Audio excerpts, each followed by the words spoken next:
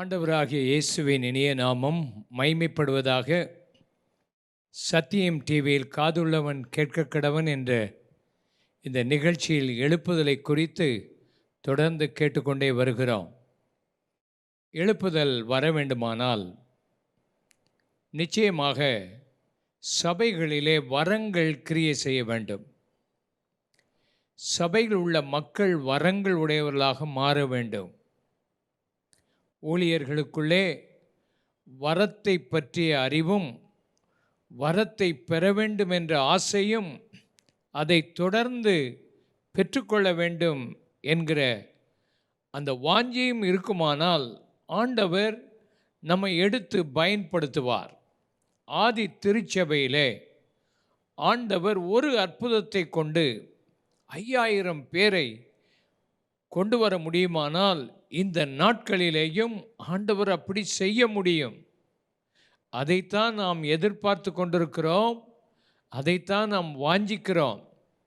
ஆண்டவர் யாரையும் பயன்படுத்த முடியும். 100 ஆண்டுகளுக்கு முன்பு வந்த எழுப்புதலில் ஆண்டவர் சிறு பிள்ளைகளை பயன்படுத்தினார் எழுப்புதலுக்கு. அந்த கூட்டத்திலே சின்ன பிள்ளைகள் ஜெபம் பண்ணும்போது கூட அற்புதங்கள் நடந்தது. ஆண்டவர் சிறிய சாமுவேலோடு பேசி அவனை மேன்மைப்படுத்தி அவனை ஒரு தீர்க்கதரிசியாகவும் நியாயாதிபதியாகவும் வைப்பாரே. ஆனால் ஆண்டவர் நம் எல்லாருக்கும் வரங்களை கொடுத்து நம்மை ஆசீர்வதிப்பாராக. நாம் பாரத்தோடும் கண்ணீரோடும் நாம் ஜெபம் பண்ணுவோம். இந்த நாட்களில் வேதத்திலே நாம் பார்க்கும்போது சபையிலே தேவன் அப்போஸ்தலர்கள், தீர்க்கதரிசிகள், போதகர்கள் என்ற வரங்களை வைத்தார். பின்பு அற்புதங்களை, குணமாக்கும் வரங்களையும், ஊழியங்களையும், ஆளுகைகளையும், பலவிதமான பாஷைகளையும் ஏற்படுத்தினார் என்று வேதத்தில் வாசிக்கிறோம். ஊழியம் செய்கிற ஊழியக்காரர்களை ஆண்டவர் வரங்களாக தேவனுடைய சபைக்கு கொடுத்திருக்கிறார். ரெண்டாவது, சபையிலே நடக்க வேண்டிய அற்புதங்கள், ஊழியங்கள் மற்றும் பலவிதமான பாஷைகள், ஆளுகைகள், இவைகளெல்லாம் ஆண்டவர் சபையிலே ஏற்படுத்தி ஒழுங்குபடுத்துகிறார். சபை என்பது வல்லமை உள்ளது. சபை என்பது தேவ அதிகாரமுடையது. இந்த கடைசி காலத்தில் பூமியில் இருக்கிற எல்லா உண்மையான சபைகளுக்குள்ளேயும் ஆண்டவர் அதிகாரத்தையும் ஆளுகையும் வரங்களையும் கொடுத்து சாதாரணமான மக்களை ஆண்டவர் பயன்படுத்த இந்த நாளில் ஆண்டவரை நோக்கி வேண்டிக் கொள்ள வேண்டும். சில ஊழியர்கள் வரம் படைத்தவர்கள். எல்லா மக்களும் அந்த ஊழியரை சந்திக்க விரும்புகிறார்கள். அந்த ஒரு ஊழியர் எத்தனை பேரை சந்திக்க முடியும்? ஆகையினால் அவரை சந்திக்க முடியாத நிலை ஏற்படுகிறது. ஆனால் ஆண்டவர் சபையிலே சில ஊழியர்களை மாத்திரம் பயன்படுத்த விரும்பவில்லை. சபையில் உள்ள மக்கள் அதே வரங்களை பெற்றுக்கொள்ள முடியும் என்ற விசுவாசம் இந்த நாட்களில் வர வேண்டும். சாதாரணமான மக்கள் ஜெபிக்கும் போது அசாதாரணமான வல்லமை வெளிப்படுகிறதை நாம் கண்கூடாக பார்க்கிறோம். முக்கியமாக இந்த நாட்களில் ஆவிக்குரிய பகுத்தறிகிற வரம் தேவை. கடந்த நாட்களில் பார்வை எப்படி இருக்க வேண்டும்? பரலோகத்துக்கு உரிய பார்வை நமக்கு வேண்டும். இந்த நாட்களில் பலவிதமான ஆவிகள், கள்ள தீர்க்கதரிசிகள், கள்ள உபதேசங்கள், வெளியில பார்க்கிறதற்கு வேஷம், பக்தியின் வேஷம், ஆனால் அதனுடைய பலனை மறுதலிக்கிற மக்கள் ஏராளம் பெருகி போய்விட்டார்கள். ஏமாற்றுகிற மனிதர்கள் ஏராளம், வஞ்சிக்கிற ஆவிகள் ஏராளம். ஒரு நல்ல எழுப்புதல் இந்த கடைசி நாட்கள் வர வேண்டுமானால் ஆவிக்குரிய பகுத்தறிகிற வரம் நமக்கு தேவை.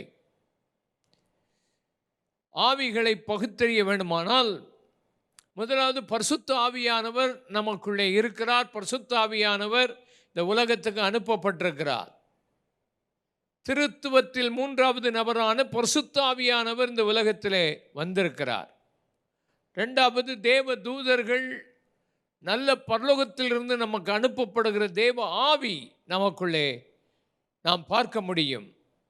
தேவனுடைய ஆவி, பரலோகத்தின் தன்மைகளை வெளிப்படுத்துகிற தேவ தூதர்கள், தேவனுடைய ஆவி நாம் பார்க்க முடியும். மூன்றாவது, இந்த உலகத்திலே விழுந்து போன தூதர்கள், பயங்கரமான அசுத்தாவிகள், சாத்தானுடைய கிரியைகள் இந்த உலகத்தில் ஏராளம் பெருகி இருக்கிறது.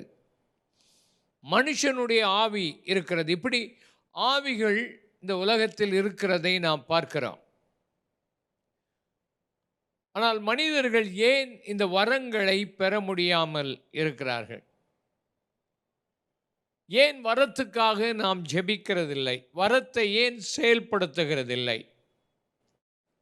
ஒன்று, தங்களை குறித்தே தாழ்வான மனப்பான்மை. இரண்டாவது, வரங்களை பெற்றால் அது சரியான வரமா, அல்லாவிட்டால் இது மோசமான வரமா தெரியலையே, நமக்கு என்ன வரம் இருக்குன்னு தெரியலையே என்று சொல்லி வரத்தை குறித்து அவிசுவாசப்படுவது, வரத்தை செயல்படுத்த பயப்படுவது,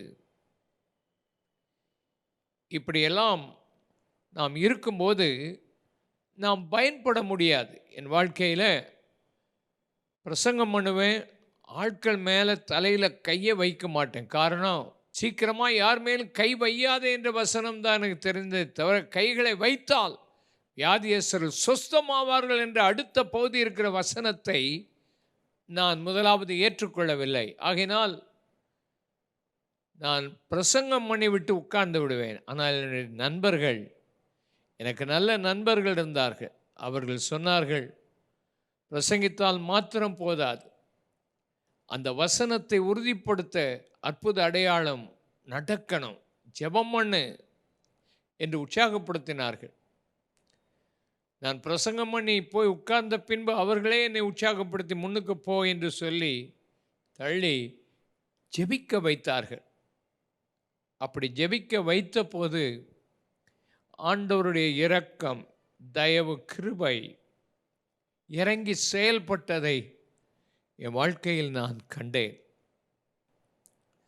உங்கள் வாழ்க்கையிலேயும் பயந்து அவிசுவாசப்பட்டு இருந்து விடாதீர்கள்.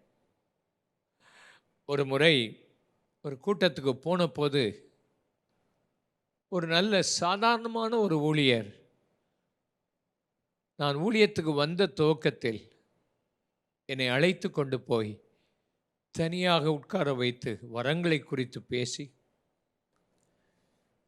வெறும் அந்நிய பாஷை மாத்திரம் பேசினால் போதாது, வியாக்கியான வரங்கள் உண்டல்லவா, அதை பெற்றுக்கொள்ளணும். அவர் ஆவலோடு ராத்திரி 11-12 மணி இருக்கும் பேசி கொண்டிருந்தார். அடுத்த நாள் ஒரு பெரிய கூட்டத்தில் ஒரு ஊழியர் அந்நிய பாஷையில் பேசி அப்படியே நிப்பாட்டி விட்டார். அதுக்கு முந்தின நாள் இரவு எனக்காக அந்த ஊழியர் பாரத்தோடு ஜெபம் பண்ணார். எனக்கு ஒரு விசுவாசம் இருந்தது. அந்த கூட்டத்தில் வியாக்கியானம் பண்ணி அந்த கூட்டம் முழுவதிலும் ஆவியான் வந்து இறங்கினார். ஒரு முடமான மனுஷன், ஒரு கம்பை ஊன்றி கொண்டு வந்தவன் தூக்கி எறிந்துவிட்டு அந்த நாள் கூட்டத்தில் ஒப்பு கொடுத்து வந்தபோது ஏராளமான மக்கள் கர்த்தரை மகிமைப்படுத்தினார்கள். உங்கள் வாழ்க்கையில் உங்கள் ஆவியானவர் நாட்களில் இந்த வருஷத்தின் கடைசியில் ஒரு எழுப்புதலுக்கு ஆயத்தமாகி கொண்டிருக்கிற நம்மை ஆண்டவர் வரங்களினால் நிரப்ப எங்கள் ஆண்டவரை நோக்கி பார்த்து ஜெபம் பண்ணுங்கள். கர்த்தர் உங்களை ஆசீர்வதிப்பார். ஆண்டவர் நமக்கு அந்த வரங்களை பெற்றுக்கொள்ள, ஆவிகளை பகுத்தறியணும். ஆண்டவர் பார்க்க சொல்லுகிறதை பார்க்கணும். எரிகோவை பற்றி ஆண்டவர் என்ன சொல்லுகிறார்? யோசுவாவின் இடத்தில் 6ஆம் அதிகாரம் 1ஆம் வசனம் 2ஆம் வசனத்தை பார்ப்போம்.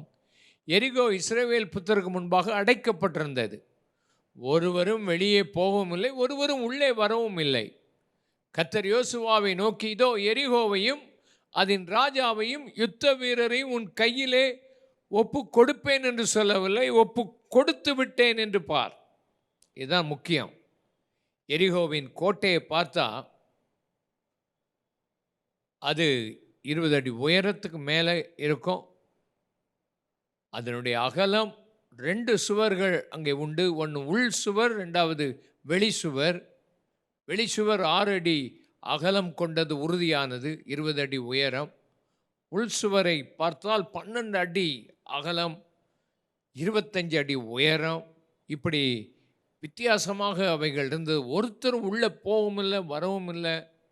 எப்படி அதை மேற்கொள்வது, அதை ஆண்டவர் யோசுவாவுக்கு காண்பிக்கிறார்.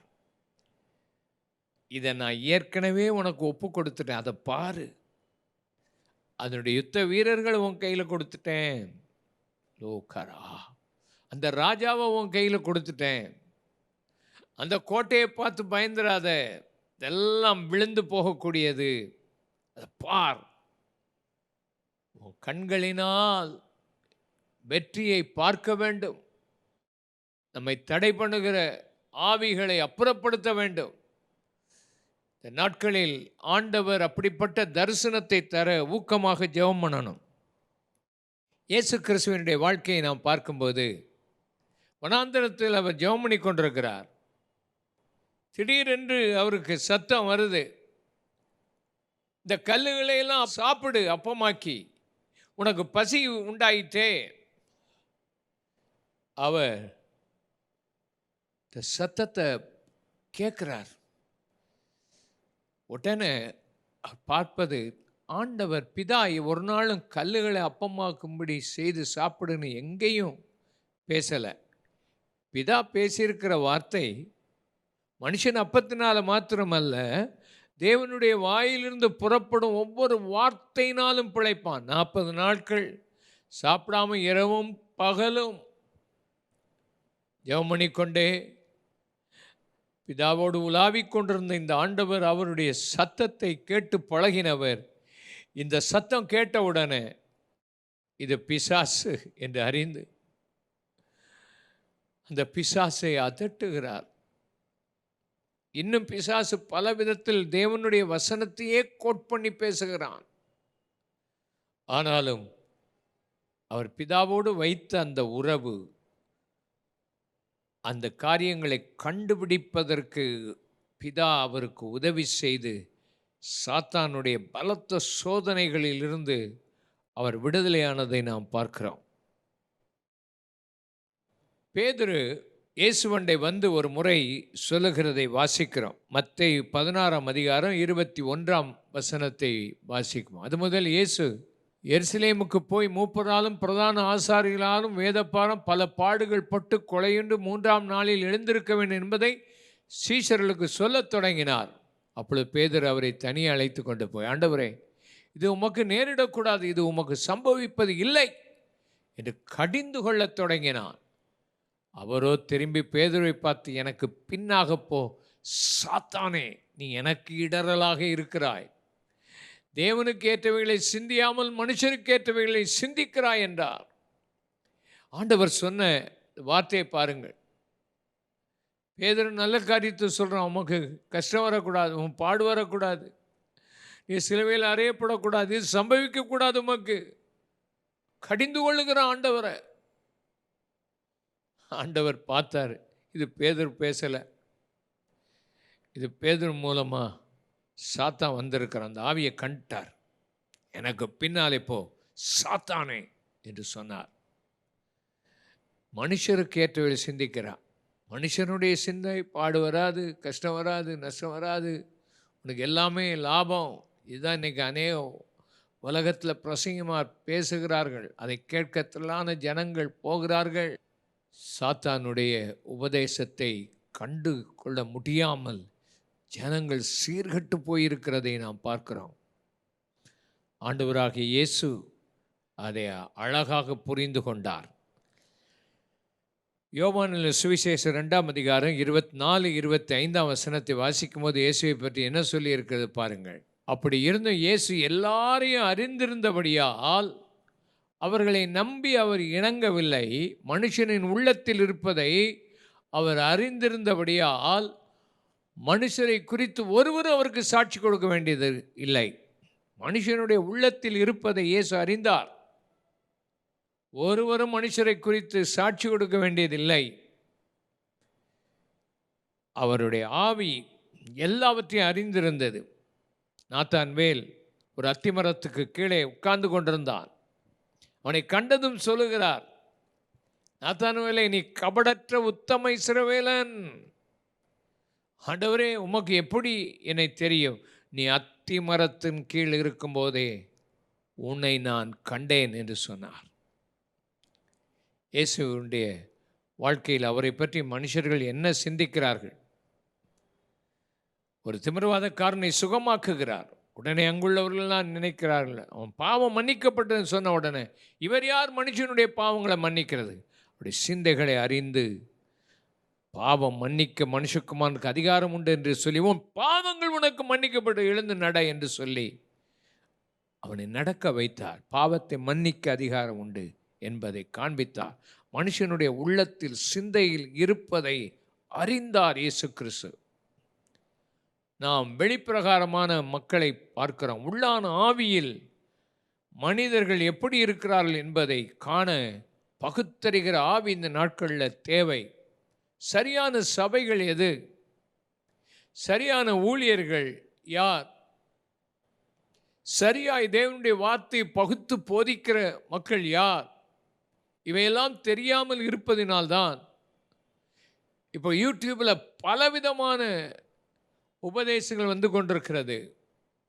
இந்த பேண்டமிக் டேஸில், லாக்டவுன் பீரியடில் ஒன்றன் பின் ஒன்றாக அநேக செய்திகளை கேட்டு கேட்டு கேட்டு மக்கள் குழம்பி போயிருக்கிறார்கள். உன் வாழ்க்கையில் நீ குழம்ப வேண்டாம். கர்த்தருடைய ஆவியானவர் உனக்கு ஒரு சரியான வெளிப்பாடுகளை இந்த நாட்களில் கொடுக்க வேண்டும். 1 கொரிந்தியர் 2:9 என்ன சொல்லுகிறது? எழுதியிருக்கிறபடி தேவன் தமிழ் அன்பு கூறுகிறவர்களுக்கு ஆயத்தம் பண்ணினவர்களை கண் காணவில்லை, காது கேட்கவில்லை, அவைகள் மனுஷனுடைய இருதயத்தில் தோன்றவும் இல்லை. 12 தேவன் நமக்கு தம்முடைய ஆவியினால் அதை வெளிப்படுத்துகிறார். நாங்களோ உலகத்தின் ஆவியை பெறாமல் தேவனால் எங்களுக்கு அருளப்பட்டவைகளை அறியும்படி தேவனிடத்திலிருந்து புறப்படுகிற ஆவியை பெற்றிருக்கிறோம். தேவனை பற்றி அறிய, தேவனுடைய காரியங்களை பற்றி அறிய உலகத்தின் ஆவியை நீ பெறக்கூடாது. உலக புஸ்தகங்கள், உலகத்தில் மனுஷன் பேசுகிற வார்த்தைகள், இவைகளை கேட்டு கேட்டு உன் உள்ள நிரம்பக்கூடாது. உன் உள்ள நிரம்ப வேண்டியது தேவனுடைய ஆவி. தேவன் உனக்காக ஆயத்தப்படுத்தினவைகளை அறிவதற்கு. உன் கண் காணலை, உன் காது கேட்கல, உன் இருதயத்தில் உணரலை, ஆனால் தேவன் தம்முடைய ஆவியினால் அதை உனக்கு வெளிப்படுத்துவார். தாவீதை ராஜாவாக்கும்படி தேவன் இருதயத்துக்கேற்ற தாவீதை தெரிந்து கொள்ளும்போது சாமுவேலை அனுப்புகிறார். தைலத்தை கையில் எடுத்துக்கொண்டு போகும்போது அவனுடைய சகோதரர்களை பார்க்கிறான். மூத்தவன் வரும்போது வளர்த்தியாக இருக்கிறான், நன்றாக இருக்கிறான். அவனை அபிஷேகம் பண்ண நினைக்கும் போது ஆண்டவர் சாமுவேலோடு சொன்னார் அல்லவா, சாமுவேலை, நீ முகத்தை பார்க்குறப்பா, நானும் இருதயத்தை பார்க்கிறவன். ஆண்டவர் நம்முடைய இருதயங்களை பார்க்கிறார். நம்முடைய இருதயம் எப்படி இருக்கிறது? எழுப்புதல் வர வேண்டுமானால் சுத்த இருதயம், கபடற்ற இருதயம், நல்ல ஒரு இருதயம் தேவை. நல்ல இருதயத்தில் இருந்து தான் நல்ல ஆவி வரும், நல்ல கனி வரும், நல்ல வார்த்தை வரும். இன்றைக்கு தேவ ஆவியானவர் நம்முடைய இருதயத்தை நிரப்பி ஆவியின் மண்டலத்தை பார்க்க ஆண்டவர் உதவி செய்வாராக. சங்கீதம் 119:66 வாசிக்கலாம். உத்தம நிதானிப்பையும் அறிவையும் எனக்கு போதித்தருளும். உடைய கற்பனைகளின் பேரில் விசுவாசமாயிருக்கிறேன். உத்தம நிதானிப்பு அறிவு எனக்கு தாரும், போதியும். உத்தமமாய் நிதானிக்கணும். எனக்கு போதனை செய்யும். கேட்போமா இந்த நாட்களில்? ஒரு எழுப்புதலை ஆண்டவர் தர வேண்டுமானால் சரியாக நிதானிக்க தெரியணும். நம்மை நிதானிக்கணும். நாம் யார்? நம்மை நாமே நிதானித்து அறிந்தால் நாம் நியாயம் தீர்க்கப்படும்.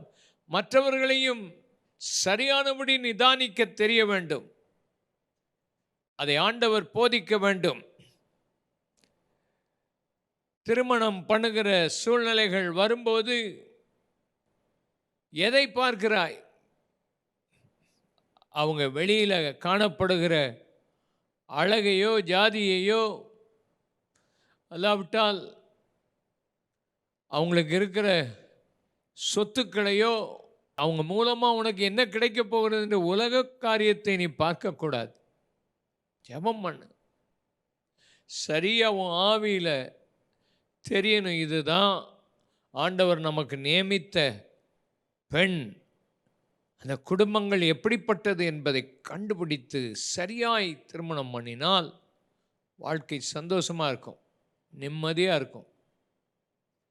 அதுக்காக ஒரு பிரச்சனையுமே வராது என்று அல்ல. பிரச்சனைகள் வந்தாலும் வாழ்க்கையில் ஒரு சரியான படி ஆண்டவர் உனக்கு காண்பித்த அந்த நிச்சயம், அந்த நல்ல ஆவி உனக்குள்ளே இருக்கும்.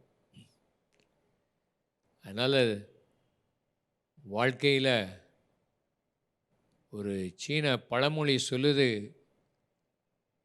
நீ யுத்தத்துக்கு போனால் ஒரு முறை ஜெபம் பண்ண, அப்போ கடலுக்கு உள்ள போறியா 2 தடவை ஜெபம் பண்ண. திருமணம் பண்ண போறியா அதிக நாள் நீ ஜெபம் பண்ணிட்டு தான் திருமணம் பண்ணணும். சும்மா இச்சையில் கண்டபடி பார்க்குற பெண்களை திருமணம் பண்ணி உன் வாழ்க்கையை சீரழிச்சிடாத. நிறைய பேர் இச்சையினால் நிரப்பப்பட்டு பார்க்குறாங்க, தேவ ஆவி அவங்கள்ட்ட இல்லை. கடைசி காலத்தில் பெற்றோர்களையும் மதிக்கிறது இல்லை, சபையில் போதகரையும் மதிக்கிறது இல்லை. வாழ்க்கையில் கண்டபடி சபைகளில் திருமணங்கள் நடக்கிறத பார்க்குறோம். வாழ்க்கையில் ஆண்டவர் உனக்கு நல்ல ஆவியை கொடுத்து சரியான விதத்தில் ஒரு எழுப்புதல் வர சரியான குடும்பங்கள் இந்த நாட்களில் கட்டப்படணும்.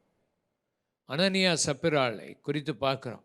பேதுரு உட்கார்ந்துருக்கிறார், அனனியா சப்பிராள் வருகிறார்கள். அவங்க 2 பேரும் பேசினது, உள்ளறையில் பேசினது, அவங்க சொத்தை விற்று இவ்வளவுக்கு தான் விற்றோம் அப்படின்னு சொல்லி அவங்க முழுசும் கொடுக்கறது மாதிரி மாய்மாலம் பண்ணினதை பேதுரு கண்டுபிடித்தார். 2 பேரும் அதில் ஒருமனப்பட்டு வந்தபோது அவங்க வாழ்க்கையில் அவங்க அந்த சபையில் நிற்க முடியலை. மாய்மாலம், நிறைய மாய்மாலக்காரர்கள் பெருகிவிட்டார்கள். ஒவ்வொரு நாளும் ஜெபம் பண்ணணும், என் வாழ்க்கையில் மாய்மாலம் இருக்கக்கூடாதுப்பா. கர்த்தர் எப்படி ஆயினும் நம்ம வாழ்க்கையில் ஒரு பெரிய காரியத்தை செய்ய ஆண்டவர் நமக்கு உத்தம நிதானிப்பு கர்த்தர் தரணும். எபேசியர் 1:18 வாசிக்கும்போது, தாம் நம்மை அழைத்ததினாலே நமக்கு உண்டாயிருக்கிற நம்பிக்கை என்னதென்றும் பரிசுத்தவான்களில் தமக்கு உண்டாயிருக்கிற சுதந்திரத்தினுடைய மகிமையின் ஐஸ்வர்யம் என்னதென்றும், 19ஆம் வசனம், தாம் கிறிஸ்துவை மரித்தோர்ந்து எழுப்பி அவருடைய நடப்பித்த தமது பலத்த சத்துவத்தின் வல்லமையின்படியே விசுவாசிக்கிறவர்களாய் நம்மிடத்தில் காண்பிக்கும் தம்முடைய வல்லமையின் மகா மேன்மையான மகத்துவம் என்னதென்று நீங்கள் அறியும்படிக்கு அவர் உங்களுக்கு பிரகாசமுள்ள மனக்கண்களை கொடுக்க வேண்டும் என்று வேண்டிக் கொள்கிறேன். பிரகாசமுள்ள மனக்கண்களை ஆண்டவர் கொடுக்கணும். அந்த பிரகாசமுள்ள மனக்கண் நமக்கு திறக்கப்படுமானால் தேவனுடைய மகிமை, மகத்துவம், அவருடைய உயிர்த்தெழுந்த வல்லமை, அவர் நம்மை ஐஸ்வர்யவான்களாக பார்க்கிற தன்மை, நமக்கு இருக்கிற நம்பிக்கை, இவையெல்லாம் வெளிப்படும். ஒரு சகோதரனுக்கு ஆப்பிரிக்காவில் 40 வருஷம் வரைக்கும் கல்யாணமே ஆகலை. என்ன வந்தாலும் தடைப்பட்டு போயிடும். அவன் இந்த வசனத்தை வச்சு, ஆண்டவரே உடைய மகிமையை வெளிப்படுத்தும், ஏன் எனக்கு இந்த தடைகள், எனக்கு என்னன்னே புரிய மாட்டேங்குதே. அவன் போய் ஜெபம் அவன் கண்களை ஆண்டவர் திறந்தார். எப்படி அவனுடைய தாய் இந்த பொல்லாத பில்லி சூனியாவை வைக்கிற ஆட்களிடத்தில் போய் இவனுக்கு திருமணம் ஆச்சுன்னா அந்த அம்மாவுக்கு வர வேண்டிய பணம் வரவு இல்லாமல் போயிடும் அப்படின்னு சொந்த மகனுக்கு திருமணம் ஆகக்கூடாதுன்னு தாய் பில்லி சூனியை வச்சதை காண்பிக்கிறார் ஆண்டவர். இந்த அம்மாவும் சபைக்கு வர்ற அம்மா தான், சபையில் நீண்ட வருஷமாக இருக்கிற அம்மா தான். ஆண்டவர் அவனுக்கு கிளீனாஸ் வெளிப்படுத்தி சொப்பனத்தில் காமிக்கிறார் எப்படி எங்கள் அம்மா என்ன செய்கிறாங்க. அந்த அம்மாவை போய் பார்த்து ஏம்மா என்ன வாழ்க்கையில் இப்படி செய்கிறீங்கன்னு சொல்ல போது அந்த பிசாசின் கிரியைகளை அதட்டி ஜெபம் பண்ணி அந்த அம்மாவும் மனம் திரும்பின போது இந்த மகனுக்கு திருமணம் ஆச்சரியமாக முடிந்ததாம். பக்தியின் வேஷம், ஒளியின் தூதனுடைய வேஷம் தரித்தவர்கள் நிறைய பேர் உண்டு. சபையிலும் வருவாங்க, வெளியிலையும் இந்த மாதிரி கிரியைகளை செய்கிற மக்கள் இந்த நாட்களில் பெருகி இருக்கிறாங்க. உன் வாழ்க்கையில் ஆவியின் பகுத்தறிவு இருந்தால் ஒழிய இப்படிப்பட்டவர்களை கண்டுபிடிப்பது மிகவும் கடினமான ஒன்று. பவுல் ஒரு அசுத்தாவி பிடித்த பெண், அவனை பற்றி பெருமையாக பேசுகிறார். உன்னதமான தேவனுடைய ஊழியக்காரர் இவர், ரட்சிப்பின் வழியை நமக்கு போதிக்கிறவர் என்று சொல்லி சத்தமிட்டு கூப்பிடுகிறது, அடிக்கடி கூப்பிடுகிறது. ஒரு குறி சொல்லுகிற ஆவி உடைய பெண். இன்னைக்கு அநேகர் இப்படி பெருமையாக 4 வார்த்தை யாராவது பேசுனா உடனே தலையை கொண்டு கொடுத்து இன்னும் சொல்லுன்னு சொல்லிடுவாங்க. ஆனால் பவுல் அறிந்து கொண்டான், இது ஒரு அசுத்தாவி. அந்த ஆவியை விரட்டினார். அந்த அசுத்தாவி அவளை விட்டு நீங்கிற்று. அவளை வச்சு வியாபாரம் பண்ணி சம்பாத்தியம் பண்ணி கொண்டிருந்த ஆட்கள் வெட்கப்பட்டு போய் பவுலையும் சீலாவையும் பிடித்து அடித்தார்கள். இன்னைக்கு இந்த மாதிரி அசுத்தாவி பிடித்து பெருமையாக மற்றவங்களை பற்றி பேசுகிற யாருன்னு தெரியாமலே வாழ்க்கையில் இருக்கிறத நம்ம பார்க்குறோம். பேதுரு சீமோன் என்னும் மாயவித்தைக்காரனை கண்டார். அவன் ரட்சிக்கப்பட்டான், ஞானஸ்நானம் கூட எடுத்துட்டான், அந்த ஊர்லேயே பெரியவன் என்று பெயர் பெற்றிருந்தான். ஆனால் அவன் எல்லாரையும் பிரமிக்க பண்ணான். அவன் பிலிப்பு செய்த காரியங்களை கண்டவுடனே அவன் ஒப்பு கொடுத்துட்டான். பசுத்தாவியை பெறுகிறத பார்த்த உடனே இவன் ஏற்கனவே பணம் வாங்கித்தான் அவன் மாயவித்தை செய்தான். என்ன இவங்க மேலெல்லாம் பரிசுத்தாவியம் வருகிறான்னு பணம் கொண்டு போன போது பேதுரு கண்டுபிடிச்சிட்டான். அவன் வாழ்க்கைக்குள்ளே இருக்கிற கசப்பு, பிச்சு, அவனுக்குள்ளே இருக்கிற துர்க்குணம். ஏற்கனவே ஞானஸ்நானம் எடுத்தான். நம்மெல்லாம் ஒரு பெரிய மாயவித்தக்காரன் ரட்சிக்கப்பட்டானா அவனை கொண்டு மேடையில் ஏற்றி ஊராக சாட்சி சொல்ல வச்சுருப்போம்.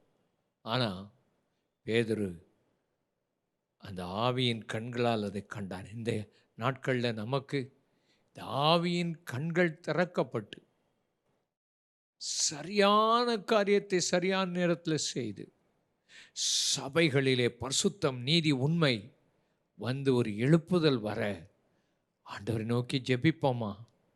ஆண்டவர் நம்மை ஆசீர்வதிப்பார்.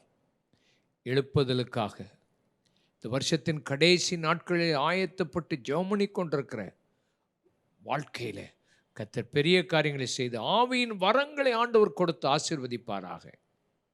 ஜெபிப்போம். பரிசுத்த பிதாவே, இந்த வேளையில் உம்முடைய வார்த்தையை ஜனங்கள் கேட்கும் ஒவ்வொருவருடைய வாழ்க்கையும் ஆயத்தப்படுத்தி ஆவியின் வரங்கள் பெறாமல் யாராவது கேட்டுக்கொண்டிருந்தால் இந்த ஆவியின் வரங்களுக்காக ஜெபித்து கொண்டிருக்கிற மேல் ஒரு விசேஷித்த அபிஷேக வரம் இறங்கி இந்த பகுத்தறிகிற ஆவியின் வரம், சுகமாக்கும் வரங்கள், தீர்க்க தரிசனத்தின் உண்மை வரங்களை பொழிந்தருளும். ஞானத்தை போதிக்கும் வசனம், அறிவை உணர்த்தும் வசனம், தூரத்திலிருந்தே காரியங்களை அறிந்து கொள்ள கண்களை திறந்தருளும் ஆண்டவரே. ஒரு எழுப்புதலை அனுப்பும் ஆண்டவரே. எல்லா சபையின் மக்களும் ஒரு உணர்வடைந்து தேவனை தேடுகிற ஆவியை தாரும். இரக்கமாயிறங்கி இந்த கடைசி காலத்தில் ஒரு எழுப்புதலை தர ஆவியானவரே அபிஷேகம் பண்ணும், தாங்கிக் கொள்ளும், ஆசீர்வதியும். இயேசுவின் இனிய நாமத்தில் பிதாவே, ஆமேன்.